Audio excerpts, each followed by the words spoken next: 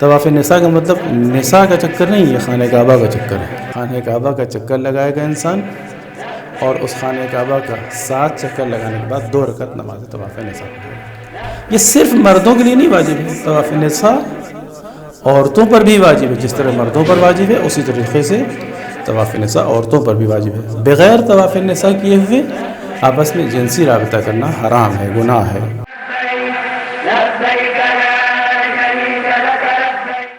اعوذ باللہ من الشیطان الرجیم، بسم اللہ الرحمن الرحیم۔ آپ حضرات کی خدمت میں عمرہ تمتع کے اعمال میں نے آپ کی خدمت میں عرض کیے۔ میں نے عرض کیا کہ جس طرح سے سال بھر کے دوران کیے جانے والے عمرہ مفردہ کو انجام دیا جاتا ہے، اسی طرح سے عمرہ تمتع بھی کیا جاتا ہے۔ نیت میں فرق ہے، البتہ جب ہم یہاں سے جائیں گے تو اگر حج سے پہلے مجھے مدینہ جانا ہے تو بہت آسان ہے، ہم مدینہ چلے جائیں گے، اور پھر مدینہ سے جب نکلیں گے تو مدینہ سے نکلتے ہی مسجد شجرہ ہے، وہاں سے محرم ہوں گے، وہ میرے لیے میقات ہوگا، اور وہاں سے پھر ہم مکہ مکرمہ داخل ہوں گے، اور مکہ میں داخل ہونے کے بعد یعنی مسجد شجرہ سے محرم ہوں گے، اور محرم ہونے کے بعد مکہ مکرمہ داخل ہوں گے، اور مکہ میں آنے کے بعد سب سے پہلے خانہ کعبہ کا طواف کریں گے، پھر 2 رکعت نماز پڑھیں گے، اور نماز پڑھنے کے بعد سعی کریں گے، اور پھر تقصیر کریں گے۔ یہ 5 اعمال عمرے سے متعلق تھے جو میں نے آپ کی خدمت میں عرض کیے۔ وہ چیزیں جو حالت احرام میں مردوں اور عورتوں دونوں پر حرام تھیں وہ بھی میں نے آپ کی خدمت میں پیش کر دی ہیں، اور اس کے علاوہ کچھ ایسی چیزیں ہیں جو صرف مردوں پر حرام ہیں، اور کچھ ایسی چیزیں ہیں جو صرف عورتوں پر حرام ہیں، یہ بھی میں نے آپ کی خدمت میں عرض کر دیا۔ کچھ اہم مسائل ہیں جس کی طرف خاص طور سے توجہ رکھیے گا۔ خانہ کعبہ کا طواف حجر اسود سے شروع کیا جائے گا۔ اس کے لیے میں نے آپ سے عرض کیا کہ طواف جوائن کرنے کے لیے تھوڑا پہلے سے اس خانہ کعبہ کا چکر لگانے والوں کے ساتھ شامل ہوئیے، اور خانہ کعبہ سے نزدیک تر ہوتے چلے جائیے، اور طواف کی انتہا بھی حجر اسود ہی پر ہوگی۔ 1 چکر حجر اسود سے لے کر حجر اسود تک جب 7 چکر مکمل ہو جائیں گے تو آپ کا طواف مکمل ہوگا، اور اس کے بعد مقام ابراہیم کے پیچھے ایسی جگہ پر جا کر نماز پڑھیں جہاں سے آپ کے سامنے مقام ابراہیم بھی رہے اور خانہ کعبہ بھی رہے۔ طواف کعبہ کرتے وقت خانہ کعبہ طواف کرنے والے کے بائیں جانب رہنا چاہیے۔ جب بھی طواف کریں گے اینٹی کلاک وائز خانہ کعبہ کا طواف اس انداز سے کریں گے کہ بائیں جانب خانہ کعبہ رہے، اور یہ بایاں شانہ خانہ کعبہ سے کوشش کریں کہ نہ ہٹے۔ اس کے بعد خانہ کعبہ کے 7 چکر لگانے کو 1 طواف شمار کیا جاتا ہے۔ طواف کرتے وقت ہجر اسماعیل کے اندر جانے سے طواف باطل ہو جایا کرتا ہے۔ واجب طواف کرنے والے کا حدث اصغر اور حدث اکبر سے پاک ہونا ضروری ہے، نہ اس پر کوئی غسل واجب ہو، اور ساتھ ساتھ اس کے لیے باوضو رہنا ضروری ہے۔ اگر بغیر وضو طواف کر رہا ہے تو یہ طواف باطل ہے، واجب طواف صحیح ہی نہیں ہوگا اور واجب بھی نہیں ادا ہوگا۔ مستحب طواف بھی اس کے شرائط میں سے ہے کہ انسان طاہر ہو، پاکیزہ ہو، لیکن فی الحال مستحب طواف کا تذکرہ نہیں ہے۔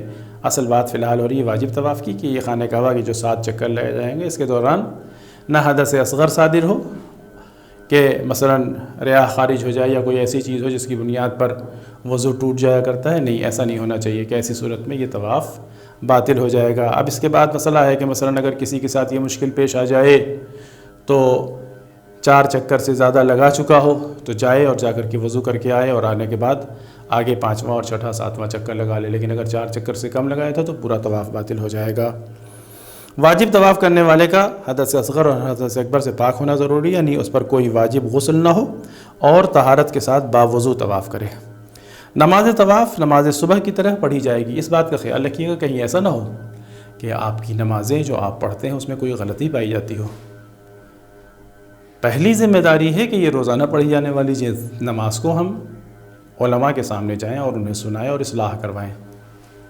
ساتھ ساتھ اس بات کا خیال رکھیے گا حج پر تشریف لے جا رہے ہیں آپ، خانہ کعبہ کا طواف کریں گے، طواف کے بعد 2 رکعت نماز طواف پڑھیے گا۔ یہ نماز طواف اگر آپ کی غلط ہوگی تو وہ طواف بھی صحیح نہیں ہوگا۔ طواف جب صحیح نہیں ہوگا تو حج بھی آپ کا مشکل میں پڑ جائے گا۔ لہٰذا یہاں سے نکلنے سے پہلے خواتین اور مرد دونوں حضرات سے گزارش ہے کہ باقاعدہ علماء اور عالمات یا دونوں ہی کسی عالم دین کے پاس جائیں، اور جا کر تمام اعمال، افعال، اقوال، جتنی چیزیں نماز میں ہیں ان کی اصلاح کروائیں۔ بعض حضرات نماز پڑھتے ہیں بہت تیز، یا بعض حضرات ہلتے ہوئے نماز کے واجبات ادا کیا کرتے ہیں، مثلا سورہ پڑھ رہے ہیں، رکوع کا ذکر پڑھ رہے ہیں اور بدن ہل رہا ہے۔ یہ سب چیزیں نماز کے واسطے مشکل پیدا کرتی ہیں۔ آپ کی عام نمازیں بھی صحیح ہونا چاہیے، اور حج پر جب تشریف لے جا رہے ہیں تو خاص طور سے نماز طواف اگر آپ کی صحیح نہیں ہوگی تو طواف بھی نہیں صحیح ہوگا، اس کے نتیجے میں یہ ساری محنت آپ کی مشکل میں پڑ جائے گی۔ لہذا ضروری ہے کہ اپنی نماز کی اصلاح ضرور کروائیں، اور ایک بار نہیں کروائیں، اور صرف عالم دین سے سنیں نہیں بلکہ خود عالم دین کے سامنے کھڑے ہو کر مکمل نماز پڑھیں تاکہ اس کی غلطیوں کو وہ عالم دین بتائے۔ پھر اس کے بعد اگلی چیز، ان اہم چیزوں میں سے ایک یہ ہے کہ نماز طواف نماز صبح کی طرح پڑھی جاتی ہے، البتہ سورہ احمد اور دوسرا سورہ آہستہ بھی پڑھا جا سکتا ہے۔ مثلا اگر آپ مغرب کی نماز پڑھ رہے ہیں تو اس میں زور سے پڑھنا، بالجہر پڑھنا ضروری ہے۔ صبح کی نماز میں جہر سے پڑھنا ضروری ہے۔ ظہر و عصر میں اخفات کے ساتھ پڑھنا ضروری ہے، لیکن اس میں آپ زور سے بھی پڑھ سکتے ہیں اور آہستہ بھی پڑھ سکتے ہیں، اس میں آپ کو اختیار ہے۔ نماز طواف کے فوراً بعد صحیح سے پہلے نماز طواف پڑھنا چاہیے۔ یہ نہیں کہ ہم نے جا کر صحیح کر لی اور کہا انشاءاللہ واپسی پر بھیڑ کم رہے گی تو نماز طواف پڑھیں گے۔ طواف اور نماز طواف کے درمیان غیر ضروری فاصلہ نہیں کیا جا سکتا۔ معمولی فاصلہ تو پہنچنے بھر کا ہو ہی گا، لیکن اس سے زیادہ فاصلے کی گنجائش نہیں ہے۔ طواف خانہ کعبہ کے لیے مرد کے لیے ضروری یہ ہے کہ وہ مختون ہو، چاہے وہ بچے ہی کو ہم لے کر ساتھ میں گئے ہوں لیکن اس کا ختنہ ہو چکا ہو، ورنہ اس کا وہ طواف صحیح نہیں ہوگا۔ جب طواف نہیں صحیح ہوگا تو باقی تمام امور اس کے مشکل میں پڑ جائیں گے، لہٰذا اس بات کی طرف بھی توجہ رکھنا ضروری ہے۔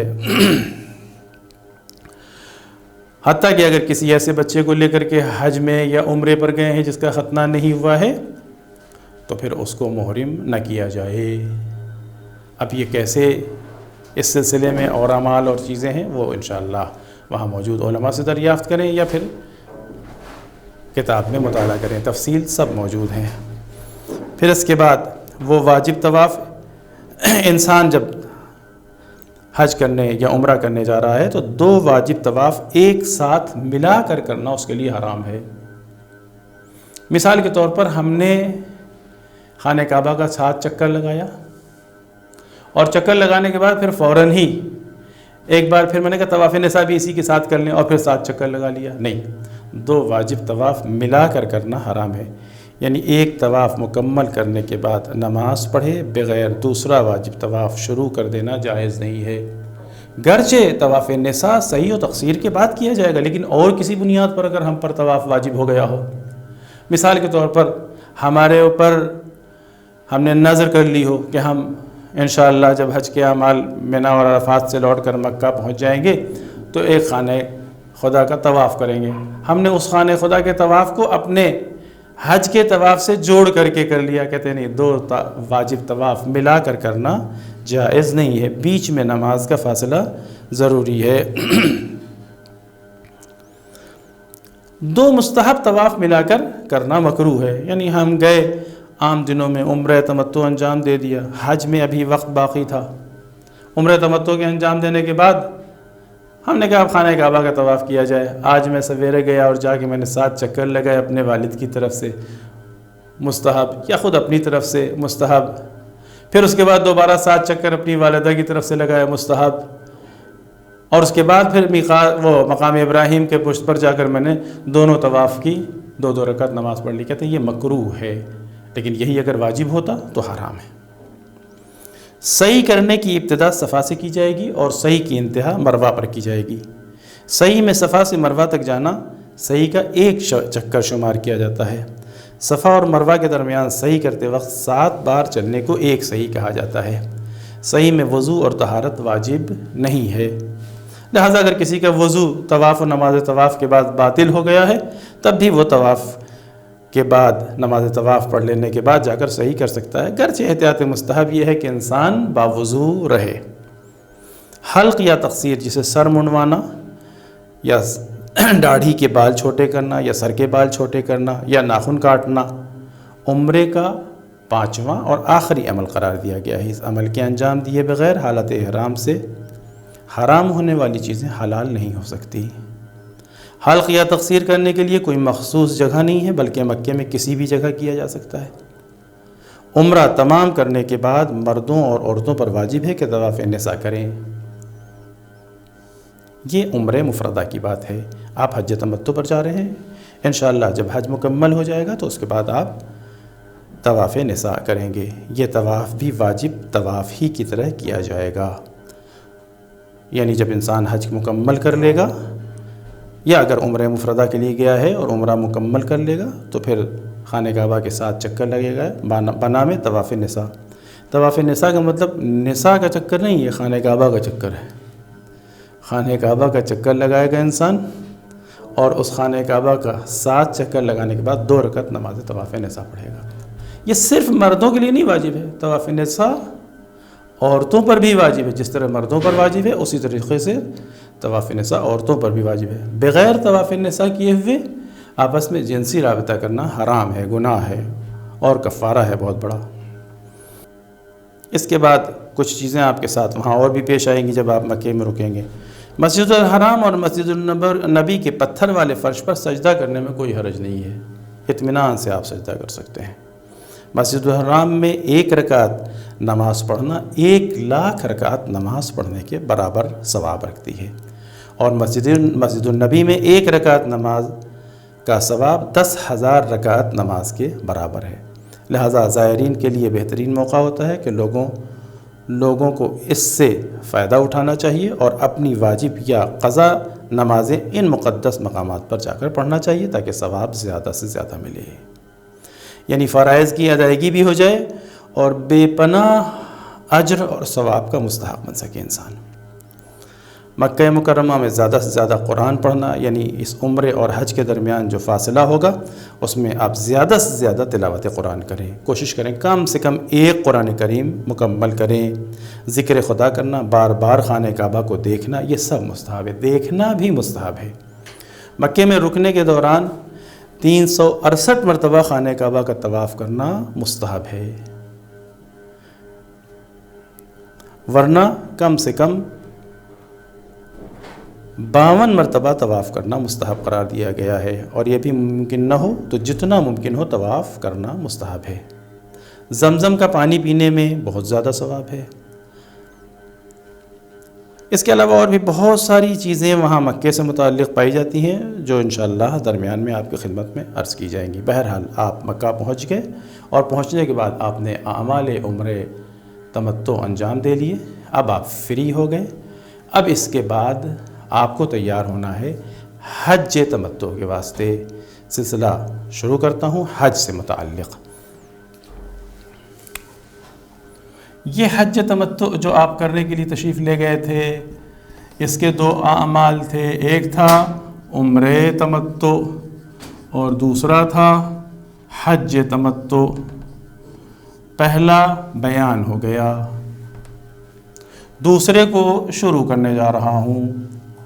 سب سے پہلا کام، وہ پچھلا نقشہ جو میں نے آپ کی خدمت میں پیش کیا تھا اس کے مطابق سب سے پہلا کام 8 ذی الحجہ کو آپ محرم ہوں گے۔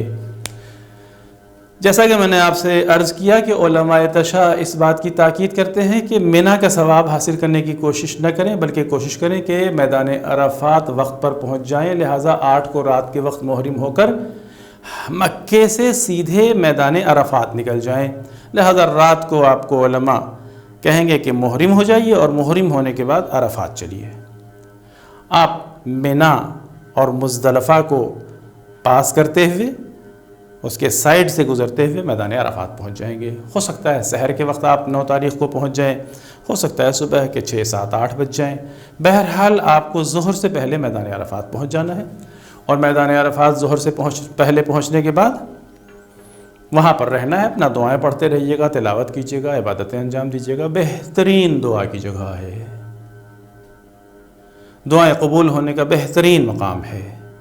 وہاں پہنچنے کے بعد اپنے دن کو عبادت میں گزار کر یہاں تک زوال کا وقت آئے گا، وضو کر لیجئے گا۔ زوال جب ہوگا، زوال ہوتے ہی علماء وہاں پر آپ کو نیت کرا دیں گے، آپ خود نیت کر لیجئے گا کہ وقوف میدان عرفات کرتا ہوں حج تمتع کے واسطے واجب قربتاً اللہ، یا مثلا فلاں کی نیابت میں، اور وہاں آپ وقوف کیجیے گا۔ یہ وقوف جو حج کا واجب عمل بھی ہے، رکنی حیثیت رکھتا ہے کہ اگر کسی سے وقوف چھوٹ جائے تو اس کا حج باطل ہو جائے گا۔ یہ وقوف آپ کا زوال سے لے کر غروب تک ہے، زوال سے غروب تک آپ کو میدان عرفات میں رہنا ہے۔ اب اس کے درمیان جو بھی اعمال، جو بھی عبادتیں آپ انجام دیں گے وہ سب مستحب ہے۔ مثال کے طور پر اپنی واجب نماز پڑھ لینے کے بعد بیٹھ کر تلاوت کیجیے گا، وہاں پر علماء عمل داؤد کراتے ہیں۔ اس جگہ پر دعائیں پڑھی جاتی ہیں، وہاں وہ دعا پڑھی جاتی ہے جو سید الشہداء امام حسین علیہ السلام نے میدان عرفات پہ پڑھی تھی، ترجمے کے ساتھ پڑھیں، پھر لطف ملے گا، اندازہ ہوگا کہ اسی میدان میں امام علیہ السلام تشریف رہتے اور یہیں آ کر کے اس دعا کو پڑھا تھا۔ یا وہ دعا جو سید الساجدین حضرت امام زین العابدین علیہ السلام سے منسوب میدان عرفات کے لیے پائی جاتی، اور اس کے علاوہ اور بہت ساری ادعیہ، بہت ساری دعائیں، یا حتیٰ زیارات، دعائیں، اعمال، جو بھی چیزیں کتابوں میں بتائی گئی، مفاتیح الجنان میں بھی تفصیل کے ساتھ موجود ہے، علماء بھی وہاں بتائیں گے، چھوٹے چھوٹے کتابچے بھی بہت سارے موجود مل جائیں گے آپ کو وہاں پر۔ اپنے کو دن بھر عبادت میں مشغول رکھیے، باتوں میں نہیں مصروف رکھیے، دیکھیے گا ہر طرف عبادت ہو رہی ہوگی، یہاں تک کہ غروب تک جب آپ رہیں گے آپ کا یہ وقوف کمپلیٹ ہو جائے گا۔ اب اس کے بعد وقت آئے گا مغرب کا۔ مستحب تو یہ ہے کہ آپ اپنی مغرب عشاء کی نماز جا کر مزدلفہ میں پڑھیں، لیکن یہاں سے جیسے ہی آپ موو کرنا شروع کیجیے گا، اب کہیں پر رکنے کے لیے آپ کے واسطے امکان نہیں ہوگا کہ کسی جگہ پر مغرب عشاء پڑھ سکیں، اور جس پوائنٹ پر آپ کو مزدلفہ میں رکنا ہوگا ممکن ہے کہ یہاں سے وہاں تک پہنچنے میں 4، 6، 8 گھنٹے لگ جائیں۔ تو یہ 4، 6، 8 گھنٹے کے نتیجے میں کہیں ایسا نہ ہو کہ آپ کی مغرب عشاء کی نماز قضا ہو جائے، لہٰذا بہتر یہ ہے کہ اسی میدان عرفات میں مغرب عشاء کی نماز پڑھ لیجئے گا، اور مغرب عشاء کی نماز پڑھنے کے بعد یہاں تک کہ کھانے کا انتظام جو ہوگا کھانا بھی کھا لیجئے گا، تاکہ راستے میں یہ کام مشکل ہوتا ہے، اور اس کے بعد وہاں سے موو کر جائیے گا، وہاں سے نکل جائیے گا میدان مزدلفہ کے واسطے۔ قافلہ آپ کے لیے بس فراہم کرے گا، سواریاں ہوں گی، اور نہیں تو آپ پیدل نکلیں گے۔ فاصلہ زیادہ نہیں ہے، حتیٰ کہ گاڑیوں میں بیٹھے افراد کی رفتار اور کم ہوتی ہے، پیدل والوں کی رفتار تو تھوڑا بہت ہوتی بھی ہے۔ بہرحال 2، 4 گھنٹے، 5 گھنٹے آپ کو میدان مزدلفہ، یعنی جسے مشعر الحرام کہتے ہیں، وہاں پہنچنے میں لگے گا۔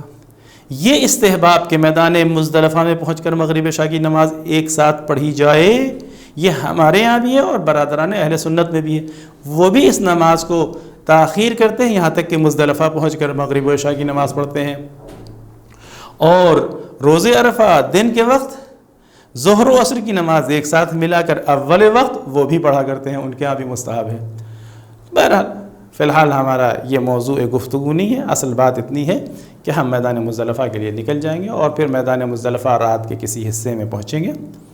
علماء آپ کو بتائیں گے کس حصے سے آپ کنکریاں چن سکتے ہیں۔ یہ مزدلفہ کے پہنچنے کے بعد آپ وہاں کنکریاں چن لیں گے، اور کنکریاں اٹھائیں گے تو دھیان رکھیے گا، ایک جمرے کو مارنے کے لیے آپ کو 7 کنکری چاہیے۔ 10 تاریخ کو بڑے والے جمرے کو آپ ماریے گا 7 کنکری، 11 کو آپ چھوٹے منجھلے اور بڑے والے تینوں جمرے کو رمی کیجیے گا، اس کے لیے آپ کو 21 کنکریاں چاہیے ہوں گی، اور 12 تاریخ کو پھر آپ تینوں جمرات کی رمی کریں گے، لہٰذا 21 کنکریاں چاہیے ہوں گی۔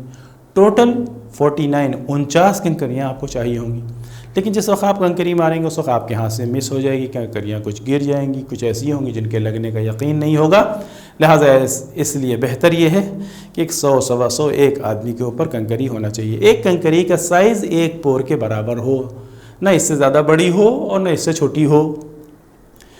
یہ کنکری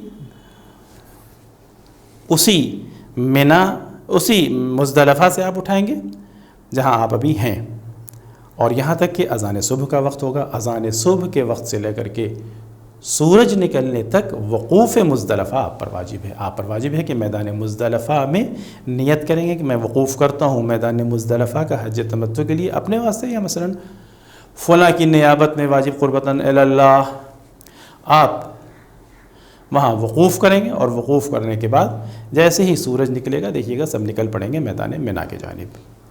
اب یہاں سے جب آپ منا کو چلیے گا، پھر آپ کو 2-4 گھنٹے 5 گھنٹے منا کی اس جگہ تک پہنچنے میں لگیں گے جہاں آپ کو پہنچ کر قیام کرنا ہے۔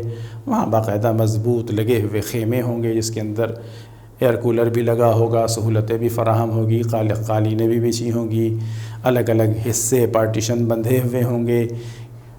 جن علاقوں میں جس معلم کے انڈر میں، وہاں کے جو معلم جو اپنے انڈر میں لیتے ہیں، جو زائرین ہوں گے وہ اس حصے کے اندر رہیں گے، باقی دوسروں کو اس کے اندر جانا صحیح نہیں ہوگا۔ اس بات کا دھیان دیجیے گا، کبھی بھی ایسی جگہوں پر بغیر ذمہ داروں کی اجازت کے نہ جائیے گا۔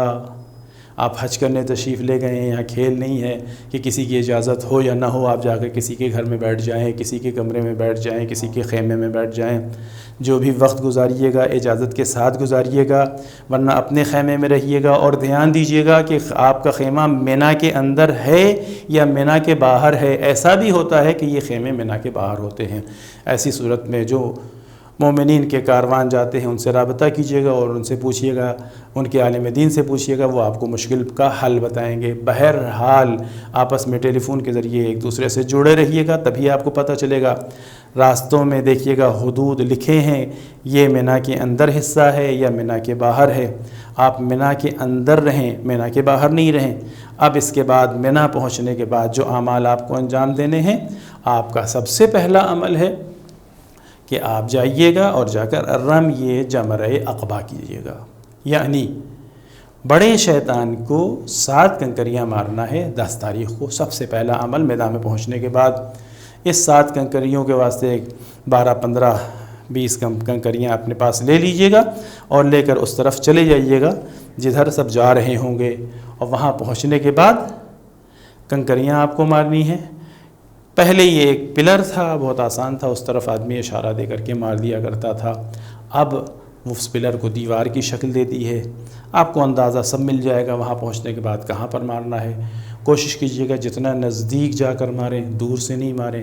یقین ہو جائے کہ آپ کی پھینکی ہوئی کنکڑی وہاں جا کر لگ گئی ہے۔ اس بات کے یقین کے ساتھ ساتھ اس بات کا بھی دھیان دیجیے گا، ہرگز پلٹ کر پیچھے کی طرف نہ دیکھیے گا، ورنہ پیچھے کی طرف سے مارنے والے کنکڑیوں کی کنکڑی آپ کی پیشانی، آپ کی آنکھ، آپ کے چہرے کو زخمی کر دے گی۔ لہٰذا جب واپس نکلیے گا کنکڑی مار کر کے، تب بھی آپ سر جھکا کر کے الٹے قدم واپس ہوئیے گا، جیسا کہ دیکھیے گا وہاں سب یہی کر رہے ہوں گے۔ کنکڑی مارتے وقت اس بات کا دھیان دیجیے گا، ذرا اس انداز سے مارا جائے اور اتنے ہی فاصلے سے مارا جائے جس سے یقین ہو جائے کہ ہماری کنکری جا کر اس جگہ پر لگ گئی۔ اگر کہیں بھی شک ہوتا ہے تو اس کو ہم کاؤنٹ نہیں کریں گے۔ ایک کنکری ماری، دوسری ماری، مجھے لگا کہ ہم نے ماری تھی اور کسی دوسرے کی کنکری لگنے سے وہ گر گئی سامنے، اس کو کاؤنٹ نہیں کریں گے۔ پھر ایک ماری، یہ دوسری کنکری کاؤنٹ ہوئی، پھر اس کے بعد اسی طرح سے تیسری، چوتھی، پانچویں، چھٹی اور ساتویں، 7 کنکریاں۔ یہ کنکریاں مارنے سے پہلے بھی ہم نیت کریں گے، رمی جمرہ عقبہ کرتے ہیں حج تمتع کے واسطے۔ اگر کسی کی نیابت میں ہے تو وہ بھی ذہن میں رہنا چاہیے، واجب قربتاً اللہ۔ اور یہ 7 کنکریاں مارنے کے بعد پھر ہم الٹے قدم پیچھے مجمع سے واپس آئیں گے۔ ہاں، وہاں پر کچھ نادان، کچھ ناسمجھ افراد ہوتے ہیں جو پہنچنے کے بعد کنکڑیاں جب بچ گئی وہ پوری ایک ساتھ پھینک دی، کچھ نہیں ملا تو اٹھا کے چپل ہی پھینک دی۔ یہ کہیں سے بھی مناسب طریقہ کار نہیں ہے۔ یہ سب جگہیں، یہ سب مقامات اور یہ تمام اعمال اللہ کے معین کیے ہوئے معین اعمال ہیں۔ ہم اس سے زیادہ آگے نہ بڑھیں، اس سے زیادہ کوئی ایسا کام نہ کریں جس سے کسی دوسرے زائر کے لیے زحمت کا سبب بن جائیں۔ بہت ہی بچ کر، بڑے احتیاط کے ساتھ واپس ہوئیے گا۔ البتہ اس بات کا دھیان دیجیے گا، یہ کنکڑی مارنے میں آپ کو گراؤنڈ فلور پر جانا ہے۔ آپ جب جائیں گے تو خود جہاں پر رمی ہونا ہے اس سے تقریباً 300 میٹر، 200 میٹر، 400 میٹر پہلے الگ الگ لین بن جائے گی۔ آپ کو اندازہ نہیں ملے گا یہ لین کدھر جا رہی ہے، یہ تھوڑا اندازہ لے کر کے جائیے گا، تاکہ جو لین آپ کو انڈر گراؤنڈ پر پہنچائے، انڈر گراؤنڈ تو نہیں ہے وہاں پر، جو لین آپ کو گراؤنڈ فلور پر پہنچائے آپ کو اس پر جانا ہے۔ جو لین آپ کو فرسٹ فلور یا سیکنڈ فلور پر لے جا رہی ہے اس پر نہیں جانا ہے، کہ اگر اس پر آپ چلے گئے تو آپ اور آگے بڑھ جائیے گا اور پھر نیچے آ جائیے گا، اور اس تجربے کے ساتھ پھر ایسے لین کو پکڑیے گا کہ جس سے آپ گراؤنڈ فلور پر پہنچ جائیں، اور گراؤنڈ فلور پر ہی جا کر کے آپ کو رمی کرنا ہے، وہاں رمی کر لینے کے بعد واپس آئیے گا، اور واپس اپنے خیمے پہنچنے کے بعد جیسا کہ میں نے آپ سے عرض کیا تھا کہ قربانی اس کے بعد کا عمل ہے، لیکن یہ قربانی دینے کے لیے، یہ جانور کو قربان کرنے کے لیے آپ قربان گاہ تک خود نہیں پہنچ سکتے، بہت مشکل ہے۔ اگرچہ سب سے بہتر یہ ہے کہ آپ خود جائیے اور جا کر قربانی دیجیے، لہٰذا بہتر ہے کہ آپ پہلے سے ابھی ہی نکلتے وقت جو حجاج کرام کو لے جانے والے مومنین ٹور آپریٹرز ہیں ان سے رابطہ کریں، اس لیے کہ ذبح کرنا بھی مومن ہونا ضروری ہے جو وہاں جا کر ذبح کرے گا۔ لہٰذا مومنین کے ٹور آپریٹرز سے بات کیجئے، ان کے علماء سے بات کیجئے گا اور کہیے گا میں آپ کو رقم دے دے رہا ہوں، جب آپ کے ٹور آپریٹرز وہاں جائیں اور جا کر کے قربانی دیں تو میری طرف سے بھی قربانی دے دیں گے۔ ان کو یہ کنفرم ہو جانا چاہیے ٹور آپریٹرز کو کہ آپ نے رمی کر لی ہے، رمی کرنے سے پہلے آپ کی طرف سے قربانی نہ ہو۔ رمی کرنے کے بعد آپ ان کو انفارم کیجیے گا ٹیلی فون کے ذریعے کہ میں نے رمی کر لی ہے، پھر اس کے بعد وہ قربانی دینے کے بعد آپ کو کنفرم کریں گے کہ یہاں آپ کی طرف سے قربانی دے دی گئی ہے، اور پھر اس کے بعد آپ یہاں حلق کریں گے یا تقصیر کریں گے، سر منڈوائیں گے یا سر کے بال کاٹیں گے۔ اگر پہلا حج ہے تو بہرحال سر منڈوا ہی لیجئے گا، اس لیے کچھ علماء احتیاط واجب کہتے ہیں، کچھ واجب کہتے ہیں، بہتر یہ ہے کہ سر منڈوا لیجئے گا، اس کے علاوہ کوئی چارہ نہیں ہے۔ جن کا دوسرا یا تیسرا یا اس کے بعد کے حج ہے ان کے لیے بال کاٹنے یا ناخن کاٹنے کی اجازت دی گئی ہے، یا تھوڑا سر کے بال کاٹ لیں، تھوڑا ناخن کاٹ لیں، تھوڑا داڑھی کاٹ لیں۔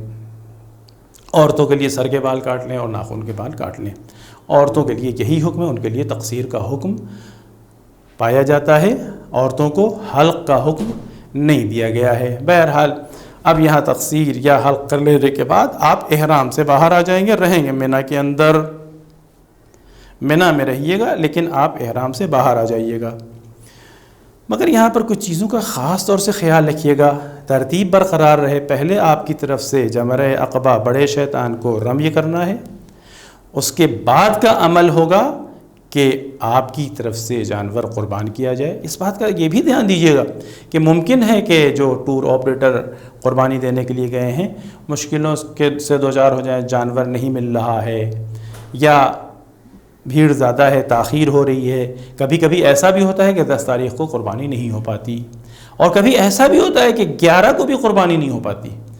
جب تک وہ کنفرم نہ کر دیں کہ قربانی ہو گئی، جب تک آپ یہاں حلق یا تقصیر نہ کیجیے گا۔ حلق و تقصیر اسی وقت ہوگا جب پہلے قربانی ہونے کی آپ کو علم ہو جائے۔ اب جب آپ کو پتہ چل گیا کہ آپ کی جانب سے چاہے وہ 10 کو پتہ چلے یا 11 کو پتہ چلے یا 12 کو پتہ چلے، اور اس میں زیادہ ناراض نہ ہوئیے گا، یوں بھی حج میں ناراض ہونے کے لیے منع کیا گیا ہے۔ موسم بہت گرم ہوگا، غصہ بہت جلدی آئے گا، لیکن وہیں تو کمال ہے کہ غصے کو پی پی کر کے اپنے اعمال کو بہت اچھے سے خوش اسلوبی سے انجام دیجیے گا کہ وہ ہماری طرف سے ابھی تک کیوں نہیں قربانی ہوئی۔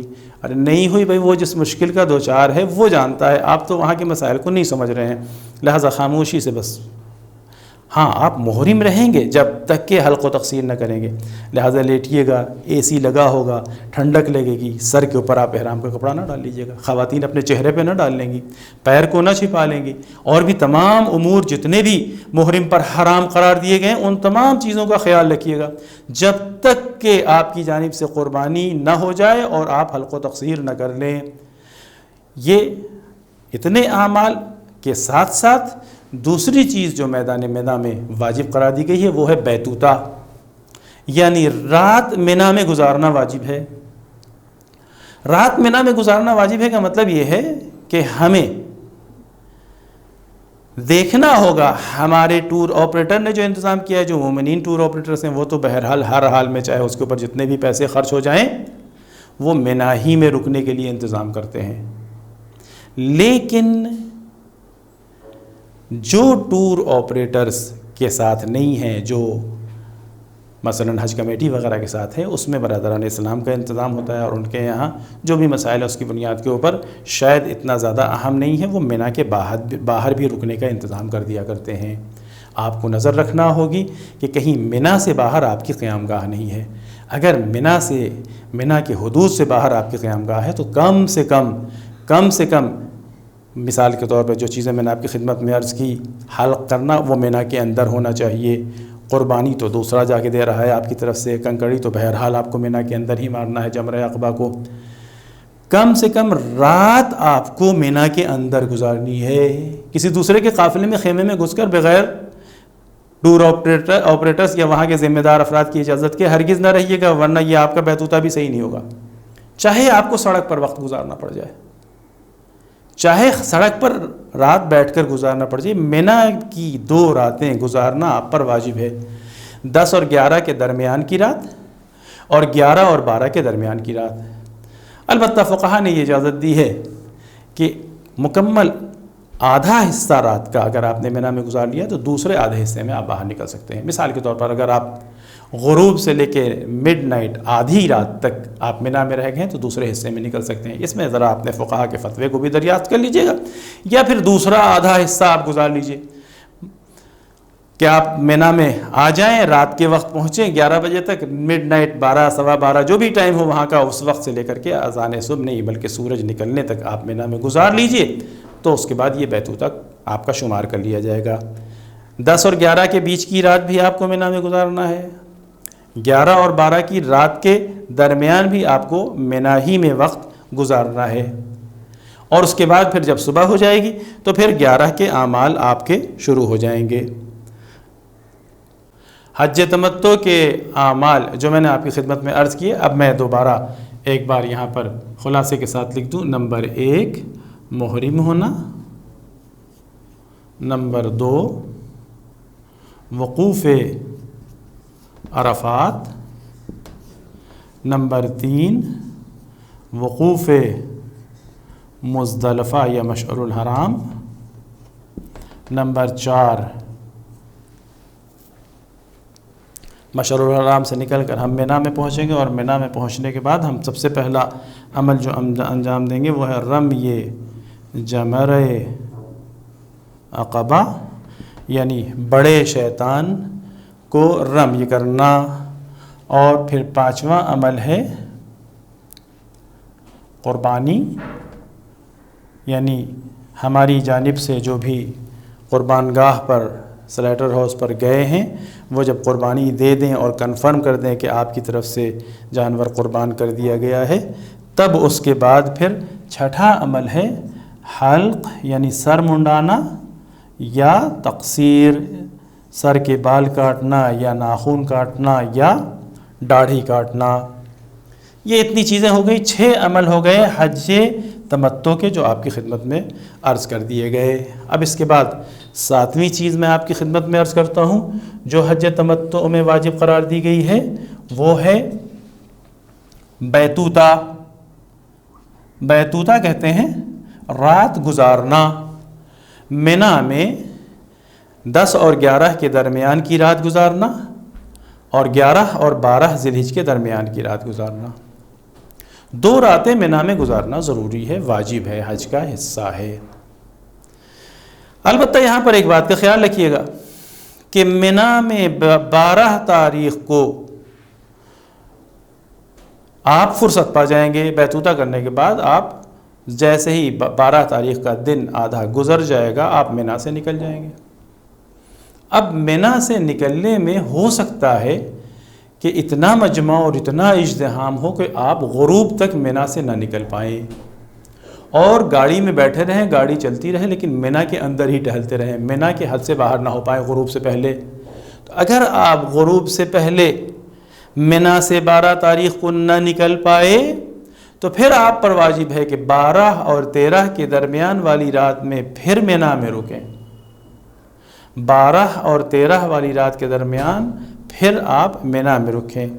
اب یہاں پر ایک عمل اور تھا جس کا نام تھا رمی جمار، یعنی تینوں جمارات کو رمی کرنا۔